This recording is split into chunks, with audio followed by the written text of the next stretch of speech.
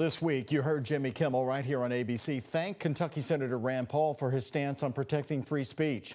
Paul and Congressman Thomas Massie are front and center on the top political issues facing our country right now, often disagreeing with President Donald Trump. Today, both Republicans appeared in LaGrange and Shelbyville as the senator is helping Massie's reelection campaign. WHS 11's political reporter Isaiah Kim Martinez and a senior photojournalist Alyssa Newton are in both Shelby and Oldham counties. How you doing? How are you? Good. Republican Congressman Thomas Massie finishing up his statewide tour in Oldham and Shelby counties, where he addressed the current climate over free speech. There shouldn't be anything such as hate speech.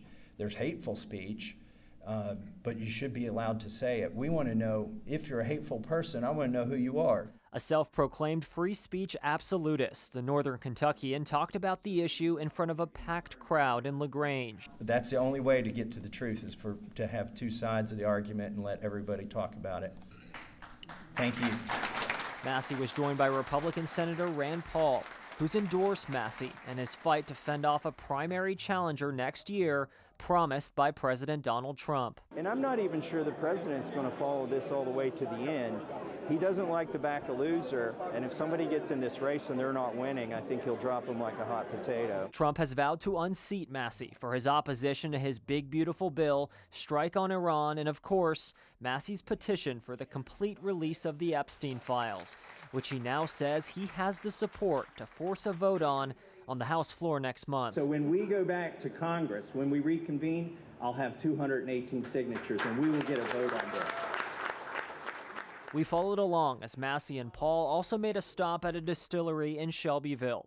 Sitting up front, Kelly Robertson Hoke liked what she heard about the effort to unseal Epstein records. I love Donald Trump's, the things that he's done, but I think in the places where he said he would do something, he was the one who said, promises made, promises kept.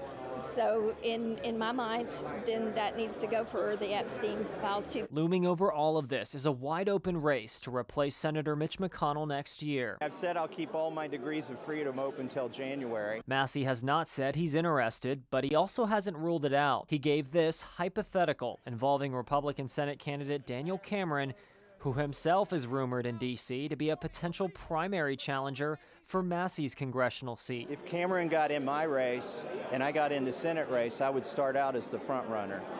You believe so? Yeah, I don't, but you know, it's a long race and I haven't accumulated the resources, but I would have an ability to raise money nationally. I asked Senator Paul about that. I just hope it's not against me. No, I don't think he's going to get in the Senate race. I think he's going to stay in the House race. By the way, on the free speech issue, Democratic Governor Andy Beshear today said the FCC chair's threats, his words, against TV networks violate the First Amendment. He called it a, quote, major overstep. Doug, Connie.